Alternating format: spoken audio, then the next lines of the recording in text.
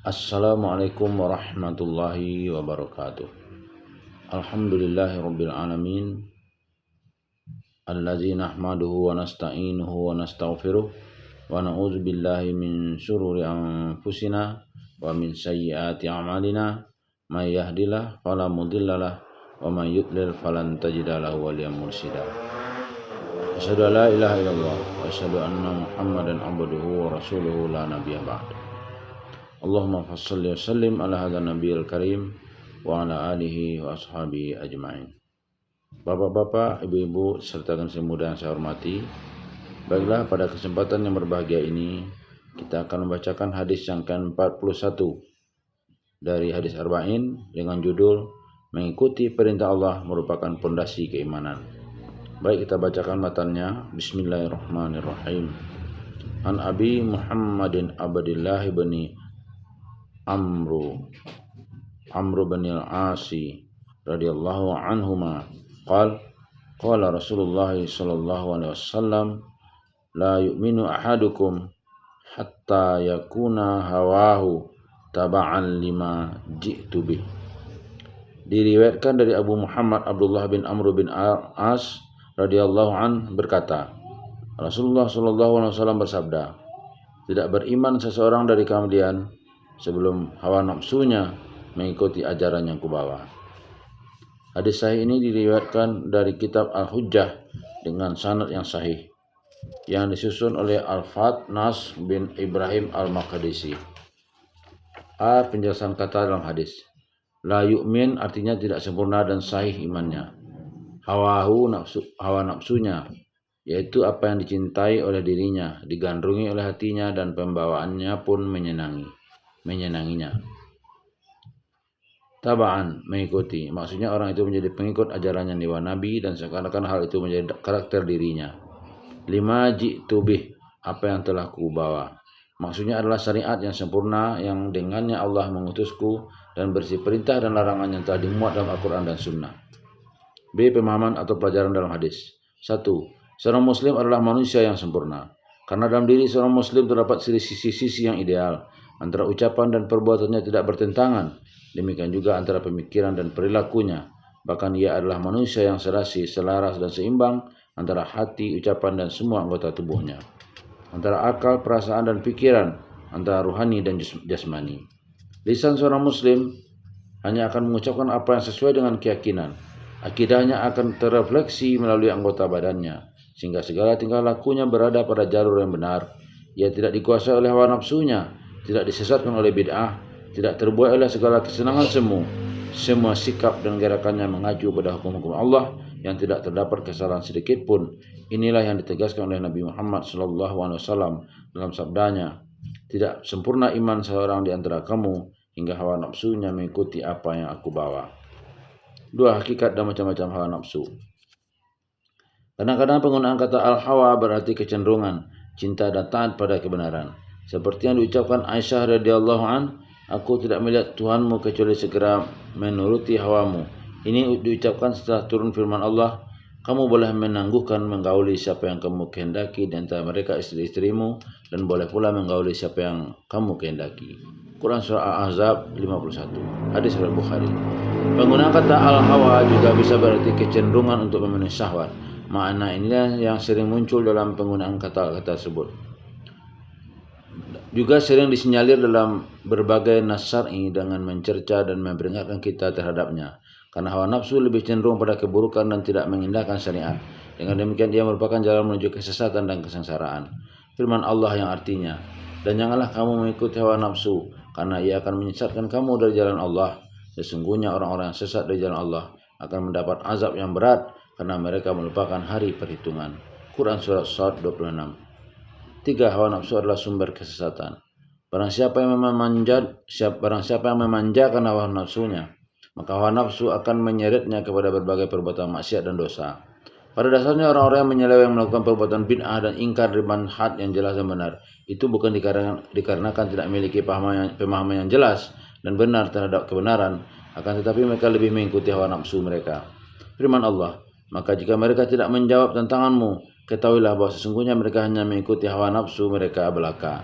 Dan siapakah yang lebih sesat daripada orang yang mengikuti hawa nafsunya dengan tidak mendapat petunjuk dari Allah sedikit pun. Sesungguhnya Allah tidak memberi petunjuk kepada orang-orang yang zalim. Quran Surah Al-Qasas 50.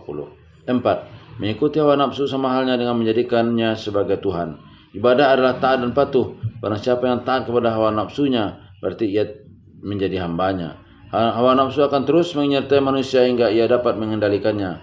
Semua gerak-geriknya dikendalikan oleh hawa nafsu, meskipun bertentangan dengan akal sehat dan pemahamannya. Orang-orang yang menjadikan hawa nafsu sebagai Tuhannya, menutup mata dan telinganya dari kebenaran sehingga mereka tidak bisa mengetahui jalan yang benar. Ibnu Abbas radhiyallahu an berkata, hawa nafsu adalah Tuhan yang disembah di dunia.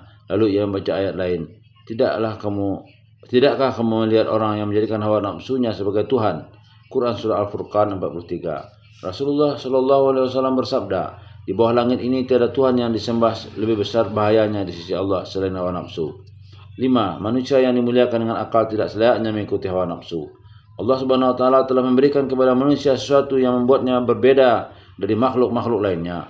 Allah Subhanahu wa taala menjadikannya sebagai makhluk mulia. Firman Allah, dan sesungguhnya telah kami muliakan anak-anak Adam. Kami angkat mereka di daratan dan di lautan. Kami beri mereka rezeki yang baik-baik dan kami melebihkan mereka dengan kelebihan yang sempurna atas kebanyakan makhluk yang telah kami ciptakan. Quran Surah Al-Isra 70. Karena ini berupa akal yang bisa membedakan antara kebaikan dan keburukan, sehingga ia bisa mengambil yang baik dan menjauhi yang buruk. Firman Allah, dan jiwa serta penyempurnaannya atau ciptaannya, maka Allah mengilhamkan kepada jiwa itu jalan kefasikan dan ketakwaan. Quran Surah As-Sam 7-8. Manusia pada dasarnya sangat mungkin menerima kebaikan atau kejahatan. Karena itu manusia diberi akal agar bisa memilih dan memiliki kemampuan untuk mengendalikan dirinya dari dorongan kejahatan yang senantiasa menariknya. Di samping itu, dengan akal yang dia miliki diharapkan dapat mendorong jiwanya kepada derajat kebaikan dan ketakwaan sehingga dapat menempatkan dirinya pada tingkatan kemuliaan yang layak. Jika hal ini bisa dilakukan manusia, maka perilakunya adalah bukti kekuatan akal yang dimiliki, bahwa ia manusia ideal dan bahwa ia manusia sempurna. Sebaliknya, ia larut dalam hawa nafsu dan tenggelam dalam berbagai kehinaan, maka sifat kemanusiaannya akan hilang, kemuliaan yang diberikan tinggal kenangan dan dikasih kedunguan dan kelemahannya. Firman Allah, sesungguhnya beruntunglah orang yang mensucikan jiwa itu, dan sesungguhnya merugilah orang-orang yang mengotorinya. Quran Surah As-Sam 9-10. Diriwayatkan bahwa Rasulullah SAW bersabda, seorang pejuang adalah orang yang berjuang melawan hawa nafsunya, sedangkan orang yang lemah adalah orang yang menjadikan dirinya pengikut hawa nafsunya dan mengharapkan dari Allah harapan-harapan kosong. Diriwayatkan beliau juga bersabda, sejelek-jelek hamba adalah orang yang disesatkan oleh hawa nafsunya dan orang yang dikendalikan oleh ketamakannya. Memerangi hawa nafsu adalah buah dari ma'rifatullah, mengetahui kebesarannya dan merasakan segala nikmatnya. Oleh karena itu, seseorang tidak akan berhenti memerangi hawa nafsunya hingga ia betul-betul terbebas dan hanya beribadah secara ikhlas kepada Allah Subhanahu wa taala. Keimanannya semakin sempurna dan keyakinannya semakin kokoh sehingga ia akan mendapatkan kemenangan dengan kebahagiaan dunia dan di akhirat. Firman Allah, dan adapun orang-orang yang takut kepada kebesaran Rabb-Nya dan menahan diri dari keinginan hawa nafsunya, maka sesungguhnya surgalah tempat tinggalnya. Quran Surah An-Nazi'at 40-41. 6. Mengikuti hawa nafsu adalah kerugian. Mengikuti hawa nafsu, tenggelam dalam kelezatan syahwati tanpa memperhatikan halal dan haram adalah bentuk penghambaan kepada selain Allah. Juga termasuk kezaliman, tindakan melampaui batas, kebodohan dan kesesatan, karena dengan sikap itu ia lebih mementingkan nikmat daripada zat yang memberikan nikmat, lebih mementingkan barang yang fana daripada yang kekal selamanya. Bahkan apa yang mereka lakukan adalah jalan menuju kehancuran. Firman Allah, adapun orang-orang yang melampaui batas dan lebih mengutamakan kehidupan dunia, maka sesungguhnya nerakalah tempat tinggalnya. Quran Surah An-Nazi'at 37-39. 7. Tingkatan-tingkatan iman. Jika seorang muslim mengucapkan 2 kalimat syahadat dan bertekad untuk komitmen terhadap syariat Allah, maka ia telah beriman meskipun pada tingkat yang paling bawah. Ia telah menjadi muslim dan insya Allah mendapat keselamatan di hari kiamat kelak. Firman Allah, barang siapa yang mengucapkan la ilaha illallah dengan keyakinan di hatinya, maka ia masuk surga. Hadis riwayat Bukhari. Jika setelah itu ia benar-benar komitmen terhadap syariat Allah dalam semua aspek kehidupan, melakukan yang dihalalkan dan menjauhi yang dilarang, bahkan ia juga menghindari segala perkara syubhat dan menjaga kewaraan tanpa merasa berat ataupun terpaksa, berarti keimanannya telah mencapai kesempurnaan dan berada dalam tingkat tertinggi. Namun jika ia belum benar-benar komitmen, maka masih terdapat kekurangan pada keimanannya. Adapun orang yang menjauhi syariat Allah dan bahkan menginginkan yang lain, maka sedikit pun dasar keimanan belum tertanam pada dirinya. Dengan demikian keislamannya pun tidak sah dan masih tergolong orang-orang yang akan kekal di neraka jahanam. 8. Cinta Allah dan Rasulnya. Agar seseorang memiliki keimanan dan bisa mencapai kesempurnaan, maka seorang muslim harus mencintai apa-apa yang dicintai Allah. Kecintaan yang dapat membawa seseorang untuk melakukan apa yang diperintahkan, juga membenci apa-apa yang dibenci Allah. Kebencian yang dapat membawa seseorang untuk menjauhi segala apa yang dilarang. Hal ini tidak dapat terrealisasi kecuali jika ia mencintai Allah dan Rasulnya, melebihi kecintaannya terhadap segala sesuatu, hingga ia rela mengorbankan apapun demi kepentingan Allah dan Rasulnya.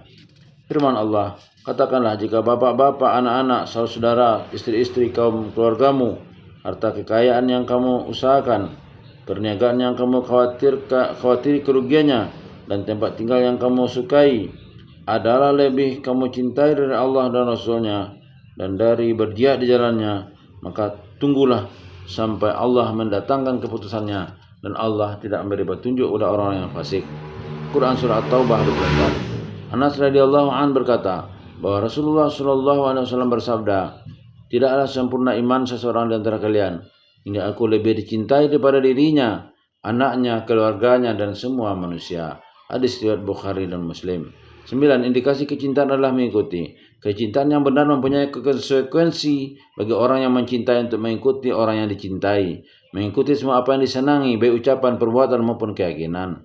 Barang siapa yang mencintai Allah dan Rasulnya dengan benar, maka Allah akan menjadikannya mencintai apa yang dicintai Allah dan Rasulnya. Ini semua terrefleksi dalam semua perilakunya. Senantiasa menjalankan perintah dan menjauhilah semua larangan. Semua ini adalah bukti dari cintanya sejati dan tanda keimanannya hakiki. Allah Subhanahu wa taala berfirman, katakanlah, jika kamu benar-benar mencintai Allah, ikutilah aku, niscaya Allah mengasihi dan mengampuni dosa-dosamu. Allah Maha Pengampun lagi Maha Penyayang. Quran Surah Ali Imran 31. Barang siapa yang meninggalkan apa yang dicintai Allah dan Rasulnya atau melakukan apa yang dibenci oleh Allah Subhanahu wa taala, padahal ia mampu melakukan sesuatu yang dicintai atau meninggalkan sesuatu yang dibenci Allah dan Rasulnya, berarti ada kekurangan pada keimanannya. Karenanya ia harus melakukan perbaikan, sebab cinta yang diucapkan perlu bukti yang konkret. Seorang ulama berkata, seseorang yang mengklaim mencintai Allah dan Subhanahu wa taala sementara perilakunya tidak sesuai dengan syariat Allah, maka ia telah berbohong. Dan setiap orang yang mencintai Allah tapi tidak merasa takut kepadanya, maka ia telah tertipu. Dalam sebuah syair disebutkan, engkau maksiat kepada Allah dan mengaku mencintainya. Sungguh perbuatan tidak terpuji. Jika kecintaanmu tulus, tentulah kamu akan menaati, karena orang yang mencintai selalu patuh kepada yang dicintai.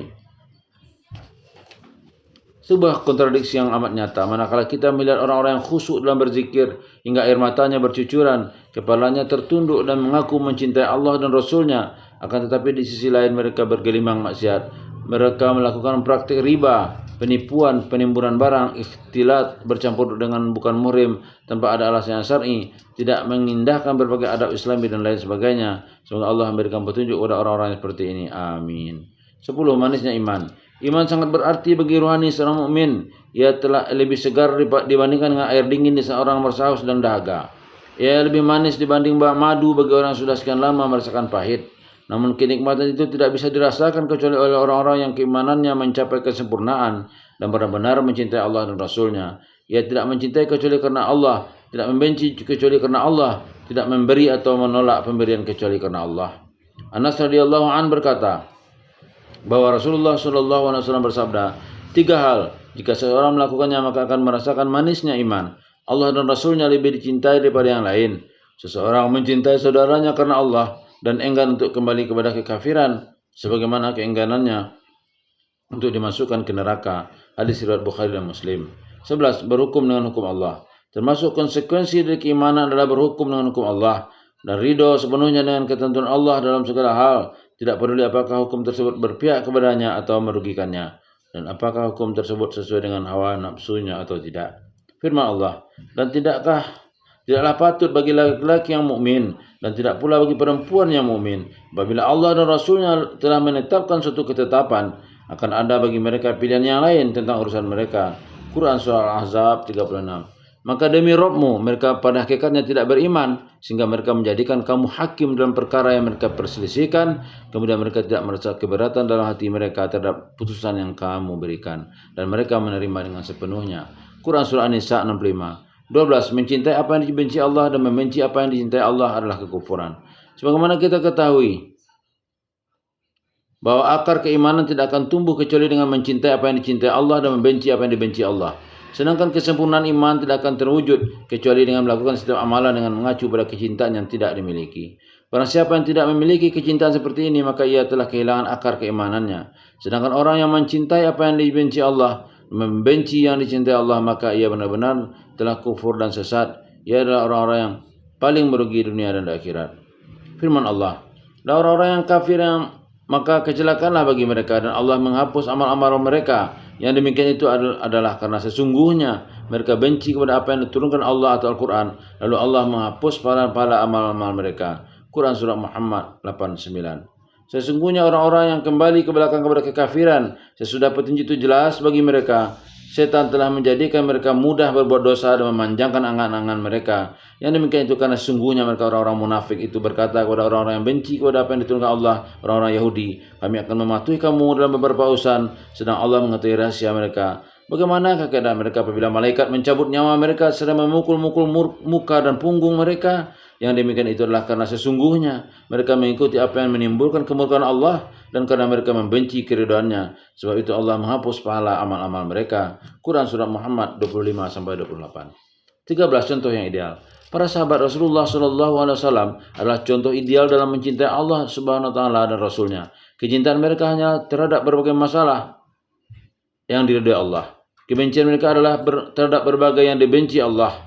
Mereka mempersembahkan apa saja demi rasa cinta kepada Allah dan Rasulnya. Hawa nafsu mereka mengikuti ketetapan yang dibawa oleh Rasulullah SAW. Untuk kepentingan ini, mereka rela mengorbankan jiwa, raga, dan harta. Mereka rela memarahi orang tua atau meninggalkan istri, keluarga, dan tanah kelahiran karena mereka tahu persis keutamaan itu semua. Sebagai contoh, lihatlah Umar bin Khattab radhiyallahu anhu ketika berkata, wahai Rasulullah, engkau lebih saya cintai daripada apapun kecuali dari diriku sendiri. Rasulullah SAW bersabda, tidak, demi zat yang jiwaku berada di tangannya, tidak sempurna iman kamu sehingga aku lebih kamu cintai dari dirimu.